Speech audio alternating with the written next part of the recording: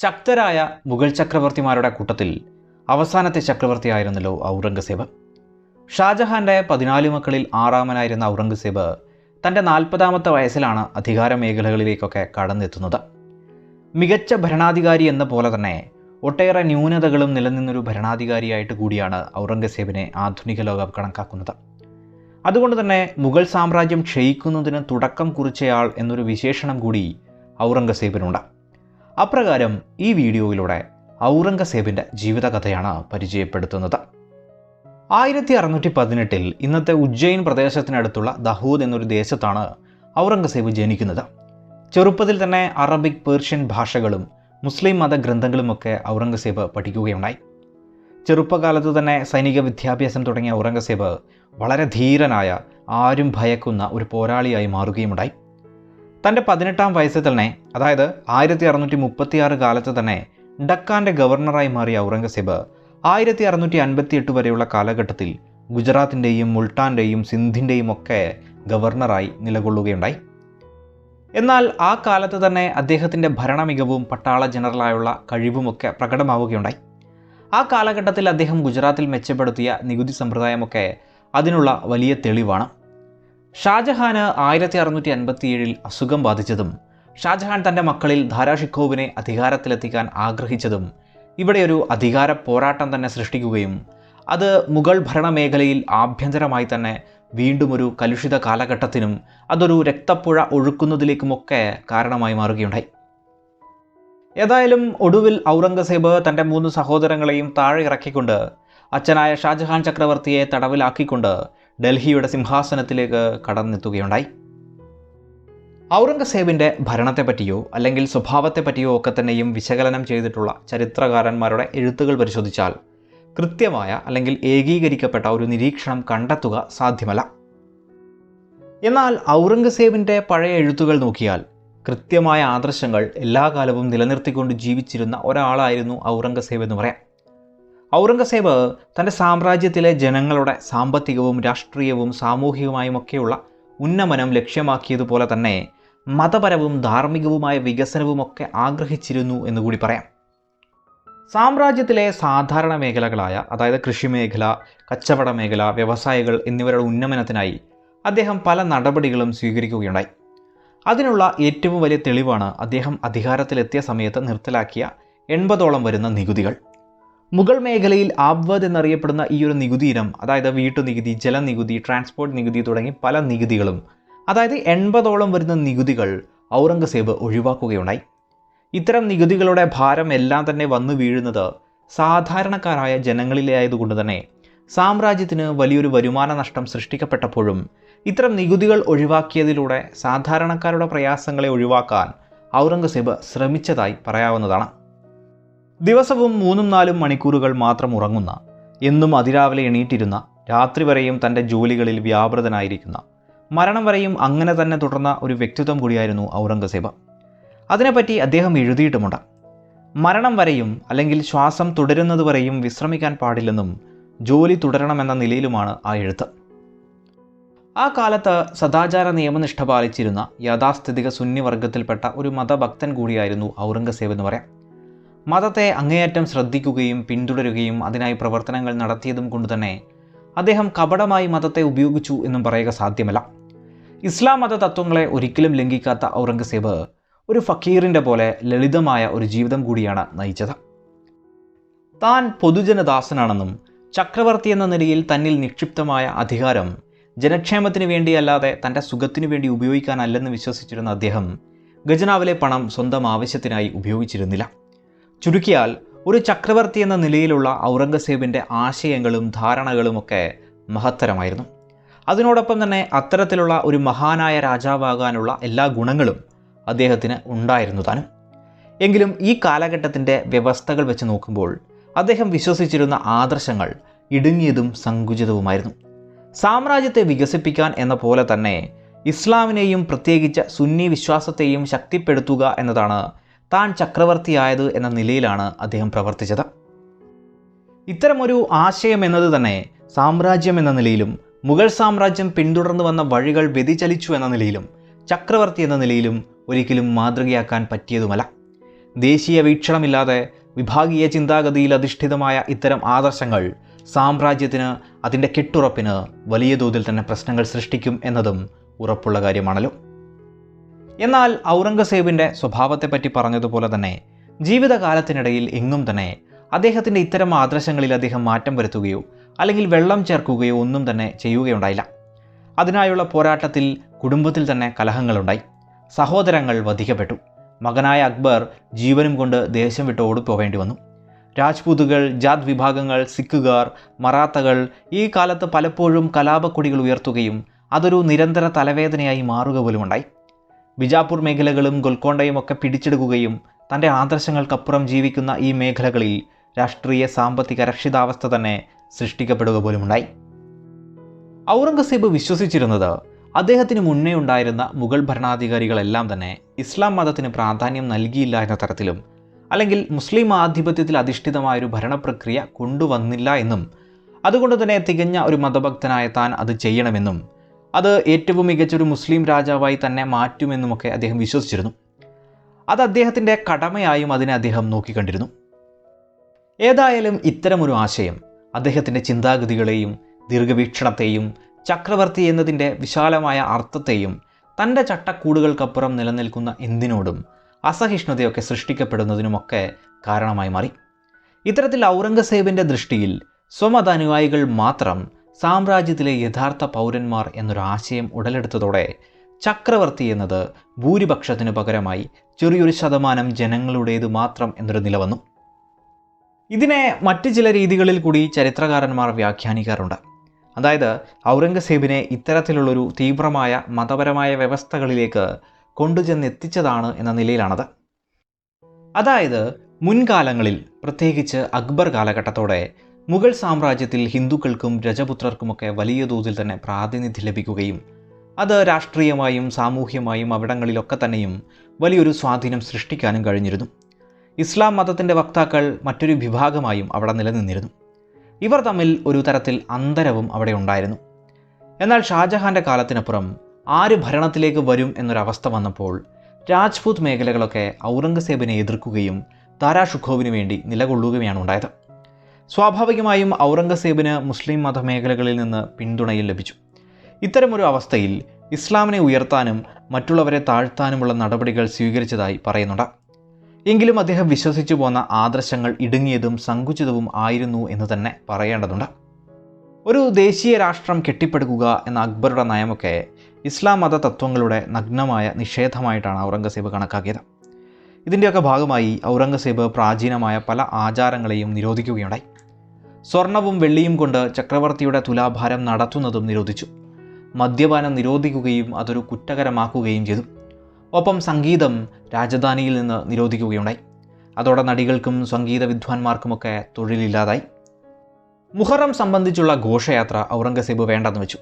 സാമ്രാജ്യത്തിലെ ഹോളി, ദീപാവലി തുടങ്ങിയ ഹിന്ദുക്കളുടെ മതാഘോഷങ്ങൾക്കും ഔറംഗസേബ് വിലക്കേർപ്പെടുത്തി. സതി എന്ന ആചാരം നിരോധിക്കപ്പെട്ടു. ചൂതാട്ടത്തിനും കഞ്ചാവിനും നിയന്ത്രണം ഏർപ്പെടുത്താനും അദ്ദേഹം ശ്രമിക്കുകയുണ്ടായി. ഒപ്പം തന്നെ ഇസ്ലാം മതത്തിനെ ഉയർത്താനായി പ്രത്യേക ഉദ്യോഗസ്ഥരെ നിയമിക്കുകയും അവർക്ക് ശിക്ഷയൊക്കെ നൽകാനുള്ള അനുമതിയും നൽകപ്പെട്ടു. അതോടെ ഷിയ, സൂഫി വിഭാഗങ്ങൾ വരെ വലിയ തോതിൽ ഔറംഗസേബിൻ്റെ കാലത്ത് പ്രശ്നങ്ങൾ നേരിട്ടു തുടങ്ങി. ഹിന്ദുക്കളെ സംഘടിതമായി പീഡിപ്പിക്കുന്നതിന് ഔറംഗസേബ് അപലപനീയമായ പല നടപടികളും സ്വീകരിച്ചിട്ടുണ്ട്. 1659 പുതിയ ഹിന്ദു ക്ഷേത്രങ്ങളുടെ നിർമ്മാണവും 1664 ക്ഷേത്ര പുനർനിർമ്മാണവും നിരോധിച്ച ഔറംഗസേബ് 1669 ക്ഷേത്രധ്വംസനം തൻ്റെ പ്രഖ്യാപിത നയമായി അംഗീകരിക്കുകയുണ്ടായി. മധുരയിലെയും കാശിയിലെയും സുപ്രസിദ്ധ ക്ഷേത്രങ്ങൾ ഔറംഗസേബിൻ്റെ ക്ഷേത്രധ്വംസന പരിപാടിയിൽ ഉൾപ്പെട്ടിരുന്നു. 1679 ജസിയ എന്ന തലവരി വീണ്ടും ഹിന്ദുക്കളിൽ നിന്ന് അദ്ദേഹം പിരിച്ചു തുടങ്ങി. എങ്കിലും സാധാരണ തൊഴിലാളികൾക്കും സ്ത്രീകൾക്കും അടിമകൾക്കും കുട്ടികൾക്കും ഭിക്ഷയെടുക്കുന്നവർക്കുമൊക്കെ ഈ ഒരു നികുതി ഇല്ലായിരുന്നു. ഹിന്ദുക്കളുടെ തീർത്ഥാടക നികുതിയൊക്കെ വർദ്ധിപ്പിച്ചപ്പോൾ മുസ്ലിം കച്ചവടക്കാർക്ക് നികുതി ഇല്ലാതായി. അതേസമയം ഹിന്ദു കച്ചവടക്കാർക്ക് 5% നികുതിയും വരികയുണ്ടായി. പതിയെ മുഗൾ ഭരണ മേഖലകളിൽ നിന്ന് ഹിന്ദുക്കൾ പുറത്താവുകയും 1688 ഹിന്ദു ആഘോഷങ്ങൾക്ക് തന്നെ നിയന്ത്രണം വരികയുമുണ്ടായി. അതേ വർഷം തന്നെ രാജ്പൂത് ഒഴികെയുള്ള ഹിന്ദുക്കൾക്ക് പല്ലക്ക്, കുതിരസവാരി, ആന, ആയുധങ്ങൾ തുടങ്ങിയവയൊക്കെ നിരോധിക്കപ്പെടുക പോലുമുണ്ടായി.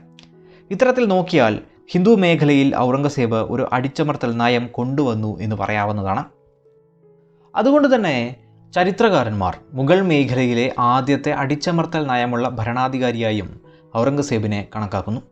തൻ്റെ വിശ്വാസത്തിന് വേണ്ടി ഭരണം നടത്തുന്നു എന്ന നിലയിൽ ഔറംഗസേബ് ചെയ്തു വെച്ച അല്ലെങ്കിൽ സൃഷ്ടിച്ച നയങ്ങളുടെ ഭാവിയെക്കുറിച്ചോ അതിൻ്റെ പ്രത്യാഘാതങ്ങളെക്കുറിച്ചോ ഔറംഗസേബ് പോലും മനസ്സിലാക്കിയതുമില്ല. ഔറംഗസേബിൻ്റെ അവസാനം വരെയും അദ്ദേഹം മതത്തെ ചേർത്ത് പിടിച്ചു എന്ന് പറയാം. എങ്കിലും തൻ്റെ അവസാന കാലത്ത് അദ്ദേഹം നടപ്പിലാക്കിയ പല നയങ്ങളുടെയും ദൂഷ്യവശങ്ങളൊക്കെ അദ്ദേഹം മനസ്സിലാക്കിയതായും കാണാവുന്നതാണ്. മക്കൾക്കയച്ച ഒരു കത്തിൽ താൻ ഈ രാജ്യത്തിനോ ജനങ്ങൾക്കോ വേണ്ടി ഒന്നും ചെയ്തില്ല എന്ന് അദ്ദേഹം പറയുന്നുണ്ട്. മറ്റൊരു കത്തിൽ ഒന്നുമില്ലാതെ ഈ ലോകത്തെത്തിയ ഞാൻ ഒട്ടേറെ പാപങ്ങളുമായാണ് തിരിച്ചു പോകുന്നത് എന്നുമുണ്ട്. അദ്ദേഹം നടപ്പിലാക്കിയ മതനയമൊക്കെ ഒരു മികച്ച ഭരണാധികാരിക്ക് ചേർന്നതല്ല എന്ന നിലയിൽ തന്നെയാണ് മിക്ക ചരിത്രകാരന്മാരും പറഞ്ഞു വെച്ചിട്ടുള്ളത്. അതായത് ഔറംഗസേബിനെ പോലൊരു യുദ്ധവീരനും യുദ്ധതന്ത്രജ്ഞനും മികച്ചൊരു ഭരണാധികാരിയും ഒക്കെയായ ഒരാൾ, എല്ലാ മേഖലയിലും മികച്ച ചക്രവർത്തി എന്ന് പറയേണ്ടി വരുന്ന ഒരാൾ മതമേഖലയിൽ ചെയ്തത് തെറ്റായ ഒന്നായി തന്നെ ചരിത്രകാരന്മാർ എടുത്തുകാട്ടുന്നു. ചുരുക്കിയാൽ ഔറംഗസേബിൻ്റെ മതപരമായ പിന്തിരിപ്പൻ ആശയങ്ങൾ അദ്ദേഹത്തിൻ്റെ എല്ലാ ഗുണങ്ങളെയും തകർത്ത് കളഞ്ഞു എന്ന് പറയാം. അക്ബർ സൃഷ്ടിച്ച മതസഹിഷ്ണുതാ നയത്തെ തകർത്തെറിഞ്ഞ് മറ്റൊരു വ്യാഖ്യാനം സൃഷ്ടിച്ചപ്പോൾ അത് മുഗൾ സാമ്രാജ്യത്തിൻ്റെ പരിപൂർണ ഘടനയ്ക്കും ആത്യന്തികമായി മുഗൾ സാമ്രാജ്യത്തിൻ്റെ തന്നെ തളർച്ചയ്ക്കും കാരണമായി മാറി എന്നുകൂടി പറയേണ്ടതുണ്ട്. അദ്ദേഹം മറ്റുള്ളവരോട് നടത്തിയ അടിച്ചമർത്തൽ നയം ഗുരുതരമായ പ്രത്യാഘാതങ്ങൾ തന്നെയാണ് സാമ്രാജ്യത്തിൽ സൃഷ്ടിച്ചത്.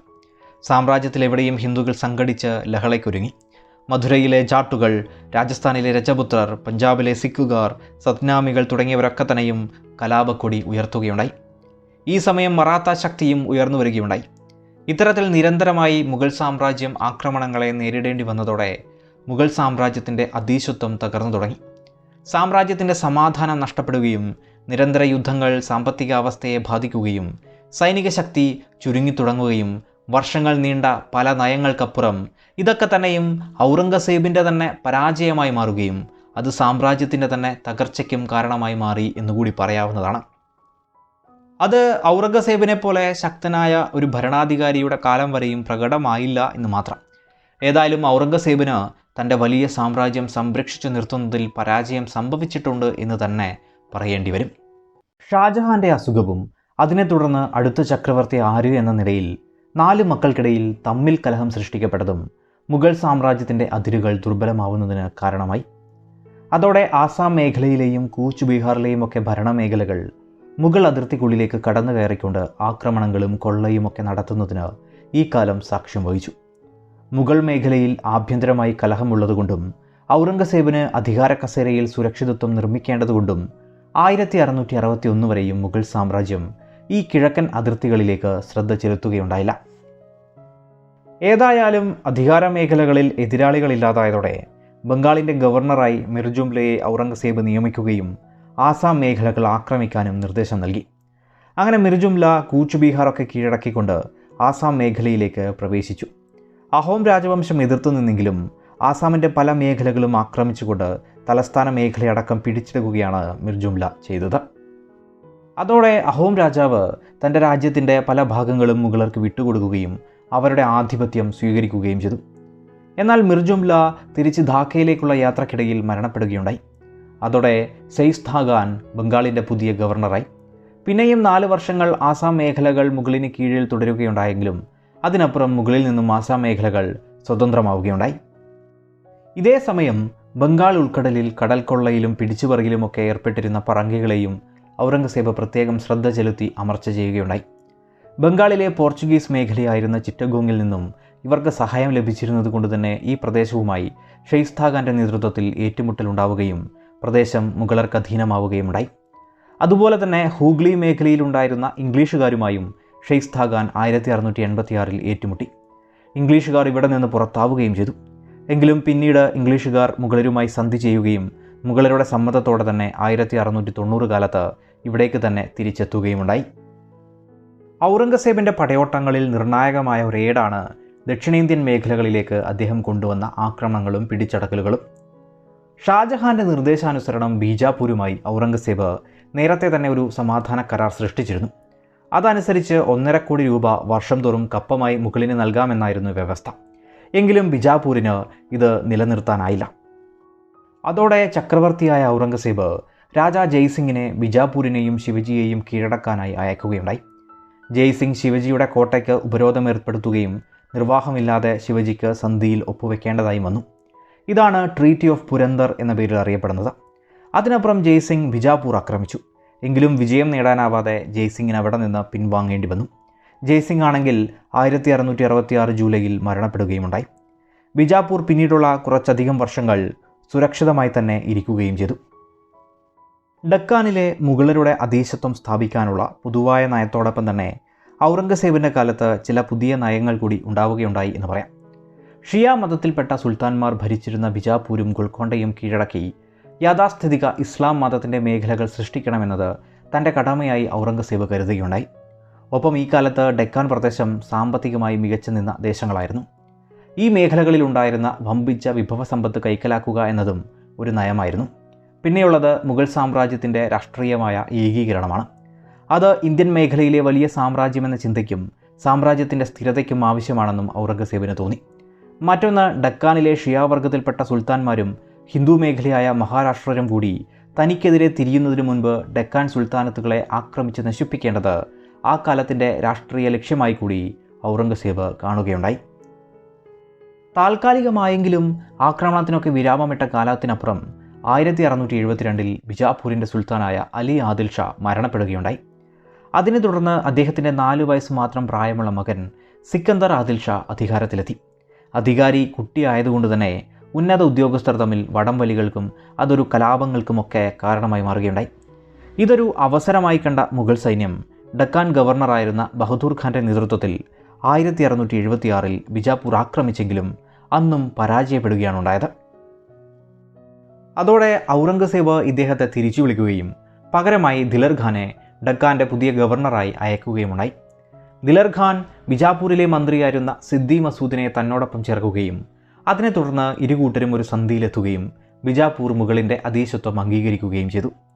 എന്നാൽ പിന്നീട് സിദ്ദി മസൂദ് ശിവജിയുമായി ഒരു കരാർ ഉണ്ടാക്കിയതോടെ ഇരുവരും തമ്മിൽ തെറ്റുകയും 1679 ദിലർ ഖാൻ ബിജാപൂർ തന്നെ ആക്രമിക്കുകയും ബിജാപൂർ കൊള്ളയടിക്കുകയും ഒക്കെ ഉണ്ടായി. എങ്കിലും അതും പരിപൂർണ വിജയത്തിലെത്തിയില്ല. അതോടെ ദിലർ ഖാനെയും തിരിച്ചു വിളിച്ച് മകനായ അസമിനെ 1680 ഔറംഗസേബ് അയക്കുകയുണ്ടായി. ബിജാപൂരുമായി ശക്തമായൊരു യുദ്ധത്തിലേർപ്പെട്ട അസമിൻ്റെ സൈന്യത്തിന് മുന്നിൽ ക്രമേണ ബിജാപൂർ തളരുകയും 1685 കോട്ടയ്ക്ക് ഉപരോധവും സൃഷ്ടിക്കപ്പെട്ടു. നിർണായക നിമിഷമായതുകൊണ്ട് തന്നെ മാസങ്ങൾക്കപ്പുറം ചക്രവർത്തിയായ ഔറംഗസേബ് തന്നെ കോട്ടയുടെ ഉപരോധ ചുമതലയിലേക്ക് നേരിട്ട് കടന്നെത്തി. ഒടുവിൽ 1686 സെപ്റ്റംബർ 22 സിക്കന്ദർ ഷാ കീഴടങ്ങുകയും ഔറംഗസേബിനെ വന്ന് നേരിൽ കാണുകയുമുണ്ടായി. ഖാൻ എന്ന പദവിയും 1,00,000 രൂപ പെൻഷനും അദ്ദേഹത്തിന് നൽകിക്കൊണ്ട് ബിജാപൂർ മേഖലയെ മുഗൾ സാമ്രാജ്യത്തിൻ്റെ ഒരു പ്രവിശ്യയായി ഔറംഗസേബ് മാറ്റുകയുണ്ടായി. മുഗൾ സൈന്യം അതിനപ്പുറം ഗോൽക്കൊണ്ടയ്ക്ക് നേരെ തിരിഞ്ഞു. ഗോൽക്കൊണ്ട മേഖല കൃത്യമായി കപ്പമൊക്കെ കൊടുത്തിരുന്നെങ്കിലും അവർ മഹാരാഷ്ട്രയെയും ബിജാപൂരിനെയും സഹായിച്ചിരുന്നു എന്ന തരത്തിലാണ് ഔറംഗസേബ് അവരെ നോക്കിക്കണ്ടത്. ഒപ്പം മഹാരാഷ്ട്ര ശക്തിയെ തകർക്കണമെങ്കിൽ ഗോൽക്കൊണ്ടയും വീഴണമെന്ന് ഔറംഗസേബ് വിശ്വസിച്ചു. ഇന്ത്യ മുഴുവൻ പിടിച്ചടക്കണമെന്ന നയവും ഏതായാലും ഔറംഗസേബിനുണ്ടല്ലോ. അങ്ങനെ ഔറംഗസേബ് ഡക്കാനിൽ നേരിട്ടെത്തിയതുകൊണ്ട് തന്നെ ഗോൽക്കൊണ്ടയും കീഴടക്കാൻ തീരുമാനമായി. 1685 രാജകുമാരനായ ഷാ അലത്തിനായിരുന്നു ഗോൽക്കൊണ്ടയുടെ ആക്രമണ ചുമതല. പടയോട്ടത്തിനിടയിൽ മാൽഖഡിൽ വെച്ച് ഒരു ഗോൽക്കൊണ്ട സൈന്യത്തെ മുഗൾ പട നേരിടുകയുമുണ്ടായി. ഇതിനിടയിൽ ഗോൽക്കൊണ്ട സൈന്യത്തിൻ്റെ കമാൻഡറായ മീർ മുഹമ്മദ് കളം മാറ്റി ചവിട്ടിയതോടെ ഗോൽക്കൊണ്ട പരാജയമണത്തു. സുൽത്താൻ കുത്തബ് ഷാ ഹൈദരാബാദിൽ നിന്ന് രക്ഷപ്പെട്ട് ഇന്ത്യയിലെ തന്നെ ഏറ്റവും ശക്തമായ കോട്ടകളിലൊന്നെന്ന് വിശേഷണമുള്ള ഗോൽക്കൊണ്ട കോട്ടയിൽ അഭയം തേടി. മുഗൾ സൈന്യം ഹൈദരാബാദ് നഗരം തകർക്കുകയും കോട്ടയ്ക്ക് ഉപരോധമേർപ്പെടുത്തുകയും ചെയ്തു. കുത്തബ് ഷാ സമാധാനത്തിനായി പല രീതിയിലും ശ്രമിച്ചെങ്കിലും ഔറംഗസേബ് അതൊക്കെ തള്ളിക്കളഞ്ഞു. പക്ഷേ ഉപരോധത്തിനപ്പുറവും 8 മാസത്തോളം കഴിഞ്ഞിട്ടും കോട്ട തകർക്കാനോ കോട്ടയ്ക്കുള്ളിലേക്ക് കടക്കാനോ ഒന്നും മുഗൾ സൈന്യത്തിനായില്ല. അതോടെ കുത്തബ് ഷായുടെ ഉന്നത ഉദ്യോഗസ്ഥരെ സ്വാധീനിക്കാൻ ശ്രമിക്കുകയും മുഗൾ പതിയെ അതിൽ വിജയിക്കുകയും 1687 ഒക്ടോബറിൽ മുഗളിനു മുന്നിൽ കോട്ടവാതിലുകൾ തുറക്കപ്പെടുകയുമുണ്ടായി. സുൽത്താന് 50,000 പെൻഷനൊക്കെ നൽകിക്കൊണ്ട് ദൗലത്താബാദിൽ തടവിലിടുകയും ഗോൽക്കൊണ്ടയെ മുഗൾ സാമ്രാജ്യത്തോട് ഔറംഗസേബ് കൂട്ടിച്ചേർക്കുകയുമുണ്ടായി. ഔറംഗസേബിന് ഡക്കാനിൽ നേരിടേണ്ടി വന്ന മറ്റൊരു വലിയ ശക്തിയായിരുന്നു മറാത്തകൾ. ഔറംഗസേബിൻ്റെ ഭരണകാലത്താണ് ശിവജിയുടെ നേതൃത്വത്തിൽ മഹാരാഷ്ട്രർ ഡെക്കാനിൽ ഒരു വലിയ ശക്തിയായി മാറുന്നതും ഒരു സ്വതന്ത്ര മറാത്ത രാജ്യമൊക്കെ രൂപം കൊള്ളുന്നതും. ശിവജി ആദ്യമായി മുഗൾ മേഖലയുമായി പോരാടിക്കുന്നത് 1656 കാലത്താണ്. ഈ സമയം മുഗൾ മേഖലയിലേക്ക് കടന്നു കയറി ശിവജി ആക്രമിക്കുകയുണ്ടായി. എങ്കിലും 1657 തന്നെ സന്ധി സൃഷ്ടിക്കപ്പെട്ടു. എന്നാൽ ഷാജഹാൻ അപ്പുറം മുഗൾ മേഖലയിൽ ആര് എന്ന രീതിയിൽ അധികാര മത്സരം സൃഷ്ടിക്കപ്പെട്ട കാലത്തെ സമർത്ഥമായി ഉപയോഗിച്ച ശിവജി ഈ സമയം തൻ്റെ മേഖലകളെ വികസിപ്പിക്കാനുള്ള നടപടികളെടുത്തു. 1659 അഫ്സൽ ഖാനെ ശിവജി വധിക്കുകയുണ്ടായി. 1660 ബിജാപൂരുമായും മുഗളരുമായും ശിവജിക്ക് പോരടിക്കേണ്ടിയും വന്നു. അതിൻ്റെ ഭാഗമായി ശിവജിക്ക് വലിയ നഷ്ടങ്ങളായിരുന്നു ഫലം. പൻഹാല കോട്ടയും പൂന, ശിവ്പൂർ തുടങ്ങിയ പല മേഖലകളും ശിവജിക്ക് നഷ്ടപ്പെട്ടു. എന്നാൽ 1663 ശിവജി രാത്രിയിൽ പുനെയിൽ വെച്ച് ഷെയ്സ്ത ഖാന് നേർക്ക് ഒരു അപ്രതീക്ഷിത ആക്രമണം നടത്തുകയുണ്ടായി. ആ ദിവസം ഷെയ്സ്ത ഖാന് രാത്രിയിൽ ഓടി രക്ഷപ്പെടേണ്ടി വന്നത്രേ. അതിനൊപ്പം ശിവജി സൂറത്ത് കൊള്ളയടിക്കുകയും ചെയ്തു. അതോടെ ഔറംഗസേബ് ഈ മേഖലകളിലേക്ക് ജയ്സിങ്ങിനെ അയക്കുകയുണ്ടായി. ജയ്സിംഗ് ശിവജിയെ പരാജയപ്പെടുത്തുകയും ശിവജി ട്രീറ്റി ഓഫ് പുരന്ദറിൽ ഒപ്പുവെക്കുകയും ചെയ്തു. 1666 ശിവജി മുഗൾ രാജധാനിയിലേക്ക് പോവുകയും അവിടെ വച്ച് തടവിലാവുകയും തുടർന്ന് അവിടെ നിന്ന് രക്ഷപ്പെടുകയും ഒക്കെ ഉണ്ടായി. അതിനപ്പുറം വീണ്ടും സമാധാന കരാർ ഉണ്ടാവുകയും 3 വർഷത്തോളം കാലം സമാധാനം നിലനിൽക്കുകയും ചെയ്തു. എന്നാൽ 1670 ശിവജി വീണ്ടും മുഗളിന് നേർക്ക് ആക്രമണങ്ങൾ നടത്തുകയും ട്രീറ്റി ഓഫ് പുരന്ദറിൽ നഷ്ടപ്പെട്ട പല പ്രദേശങ്ങളും കോട്ടകളുമൊക്കെ തിരിച്ചു പിടിക്കുകയുമുണ്ടായി. 1674 ഛത്രപതി അഥവാ രാജാവായി മാറിയ ശിവജി 1680 മരണപ്പെട്ടത്. എങ്കിലും ആ സമയമായപ്പോഴേക്ക് മികച്ചൊരു മറാത്ത രാജ്യം തന്നെ ശിവജി സൃഷ്ടിച്ചിരുന്നു എന്ന് പറയാം. ശിവജിയുടെ മരണത്തിനപ്പുറം 1680 പുത്രനായ സാംബജി അധികാരത്തിലെത്തി. അദ്ദേഹവും ശിവജിയെപ്പോലെ തന്നെ ആക്രമണങ്ങൾ തുടർന്നു. 1682 ഔറംഗസേബ് നേരിട്ട് ഡെക്കാനിൽ വീണ്ടും എത്തുകയും സാംബജിയെ ആക്രമിക്കുകയുമുണ്ടായി. എങ്കിലും വലിയ വിജയങ്ങളൊന്നും ഉണ്ടായില്ല.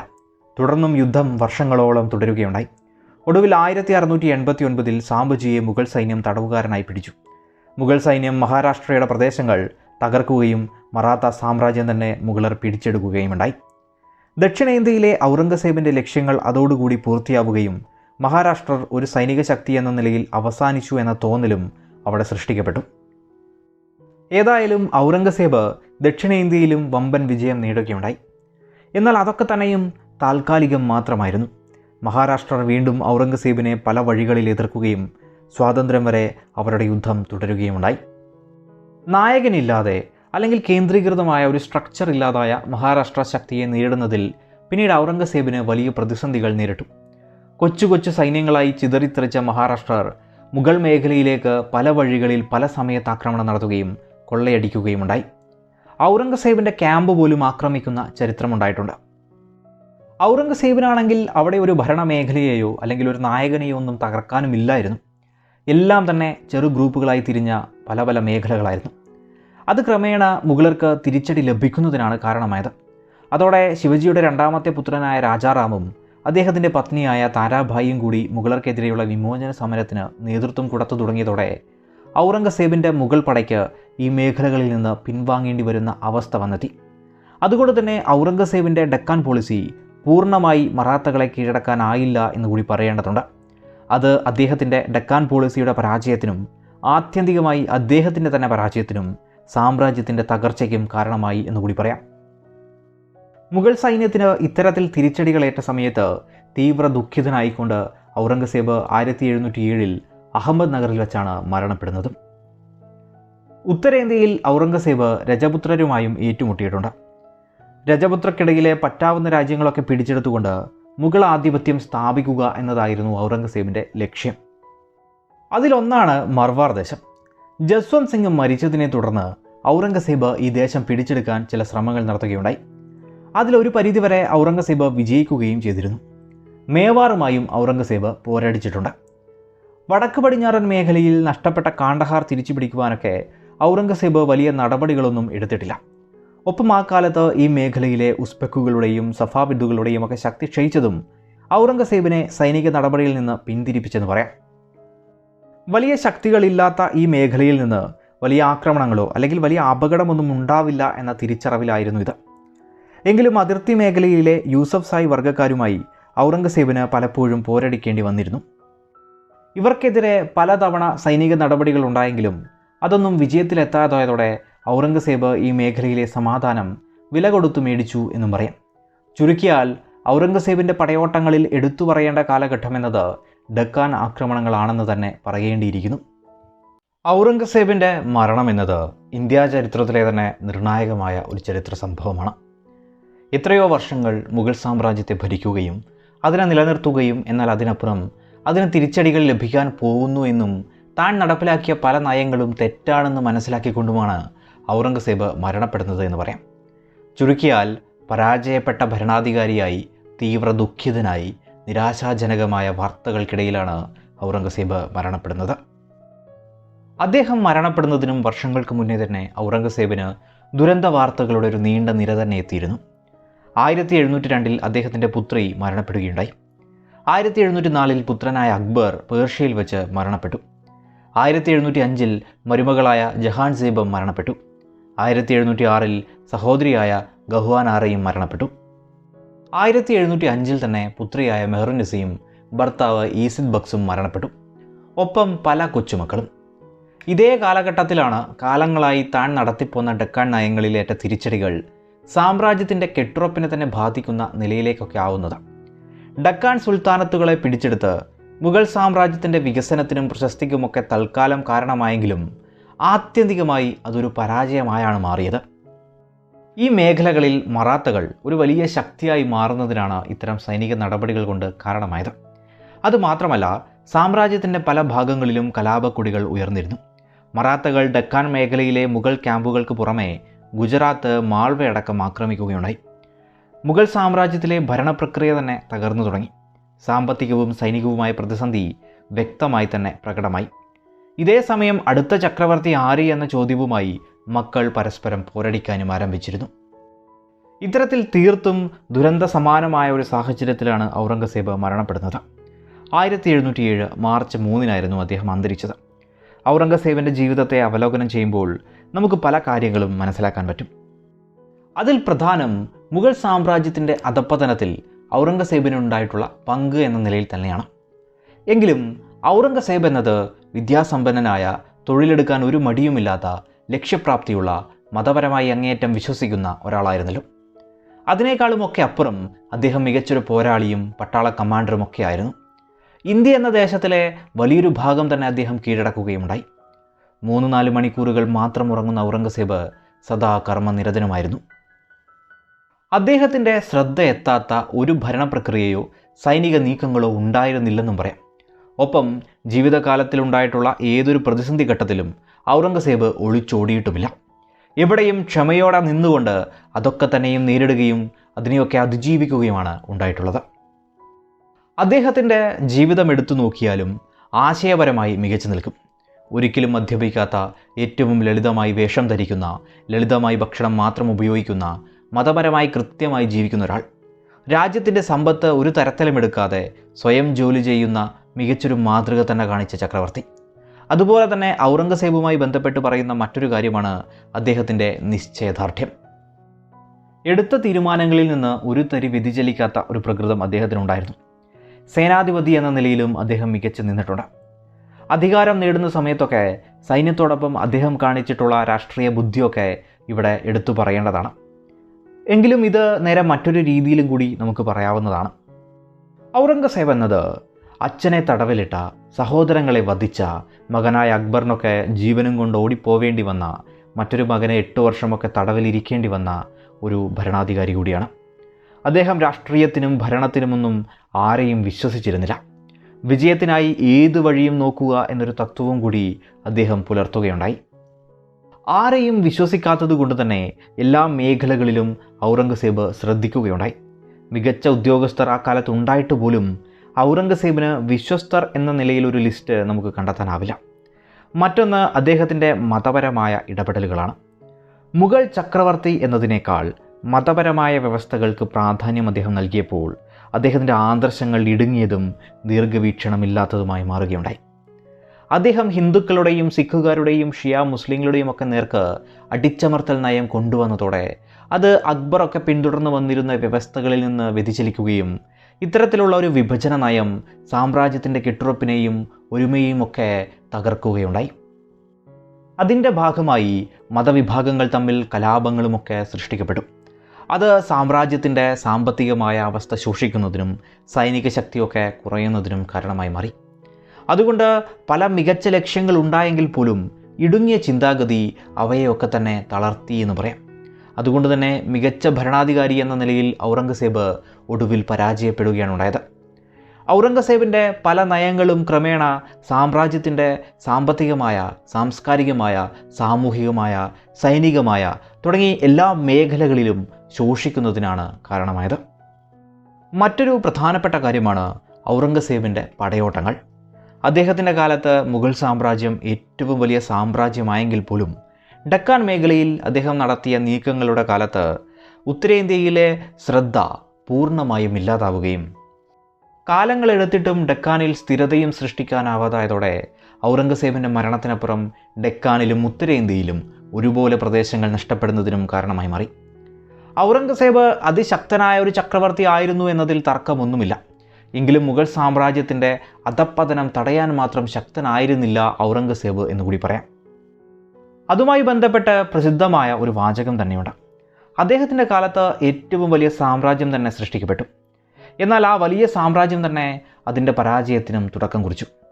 അതുകൊണ്ട് തന്നെ ചരിത്രകാരന്മാർ ഔറംഗസേബിന് മികച്ച ചക്രവർത്തി എന്നൊക്കെ വിശേഷണം നൽകിയിട്ടുണ്ട്. അയാൾ ഒടുവിൽ പരാജയപ്പെട്ടെന്നും ആ പരാജയപ്പെടൽ പോലും മികച്ചതായിരുന്നു എന്നും ഒരു വിശേഷണമുണ്ട്. അദ്ദേഹത്തിന് മുന്നേ തന്നെ സാമ്രാജ്യം തകരുന്നതിൻ്റെ ലക്ഷണങ്ങൾ കണ്ടു തുടങ്ങിയിരുന്നു എന്നും ചില താരതമ്യങ്ങൾ കൂടിയുണ്ട്. ഔറംഗസേബ് ഡക്കാൻ എന്ന വലിയ പ്രദേശം സാമ്രാജ്യത്തോട് കൂട്ടിച്ചേർത്തപ്പോൾ അത് സാമ്രാജ്യത്തിന് കൂടുതൽ സാമ്പത്തികവും സുരക്ഷയും ഒന്നുമല്ല നൽകിയത് എന്നതാണ് ഏറെ രസകരമായ കാര്യം. പകരം സാമ്പത്തികമായ ബുദ്ധിമുട്ടുകളാണ് സാമ്രാജ്യത്തിന് സംഭവിച്ചത്. അത്രയും വലിയൊരു മേഖല ഭരിക്കുന്നതിനും വലിയ ബുദ്ധിമുട്ടുകൾ നേരിട്ടു. പകരം തനിക്ക് കീഴിൽ നിലനിന്നിരുന്ന ഡക്കാൻ രാജ്യങ്ങളെ അതുപോലെ തന്നെ വിട്ടിരുന്നെങ്കിൽ സാമ്രാജ്യം സുരക്ഷിതമായി തന്നെ നിന്നേനെ എന്നും പറയുന്നവരുണ്ട്. ചുരുക്കിയാൽ ഔറംഗസേബ് തൻ്റെ ജീവിത കാലഘട്ടത്തിൽ തന്നെ വളർന്ന് പന്തലിക്കുന്നതിനും ഒടുവിൽ പരാജയപ്പെടുന്നതിനും അതൊക്കെ തന്നെ അദ്ദേഹം കാണുകയുമുണ്ടായി. അദ്ദേഹത്തിൻ്റെ പരാജയം സാമ്രാജ്യത്തിൻ്റെ പരാജയത്തിനും ഒരു പരിധിവരെ കാരണമായി. തൻ്റെ നേതൃത്വത്തിൽ എല്ലാം തന്നെ കേന്ദ്രീകൃതമായ ഭരണം എന്ന നിലയിലാക്കാൻ നോക്കിയതും ആരെയും വിശ്വസിക്കാത്ത അദ്ദേഹത്തിൻ്റെ പ്രകൃതവും അദ്ദേഹത്തിൻ്റെ മതപരമായ നയങ്ങളും ഡക്കാൻ പോളിസിയും രാജ്പൂത് പോളിസിയും ഒക്കെ അദ്ദേഹത്തിൻ്റെ പരാജയത്തിൻ്റെ നിർണായക ഘടകങ്ങളാണ്. ഇവയൊക്കെ തന്നെയും സാമ്രാജ്യത്തിൻ്റെ തകർച്ചയ്ക്കും കൂടി കാരണമായി നിൽക്കുകയുണ്ടായി. ഏതായാലും ആ കാല സാഹചര്യങ്ങളെ മനസ്സിലാക്കാതെ ഔറംഗസേബിന് മികച്ചൊരു ഭരണാധികാരിയാവാൻ പോലും സാധിക്കാതെ തൻ്റെ പ്രവർത്തനം പോലും സാമ്രാജ്യത്തിൻ്റെ പരാജയത്തിൻ്റെ കാരണങ്ങളായി മാറുകയാണ് ഉണ്ടായത്. പകരം അദ്ദേഹത്തിൻ്റെ മികച്ച കഴിവുകളും പോരാട്ടങ്ങളും ഒക്കെ തന്നെയും മറ്റൊരു വഴിയിലേക്ക് കൂടി എത്തപ്പെടുകയും അത് പരാജയത്തിൻ്റെ ഭാഗമാവുകയുമുണ്ടായി. ചുരുക്കിയാൽ അദ്ദേഹത്തിൻ്റെ നേട്ടങ്ങൾ അദ്ദേഹത്തിന് മാത്രം അവകാശപ്പെട്ടതും എന്നാൽ അതിൽ തന്നെ പലതും ഒരു പരിധിവരെ സാമ്രാജ്യത്തിൻ്റെ തന്നെ തകർച്ചയ്ക്കും കാരണമായി എന്ന് പറയാം.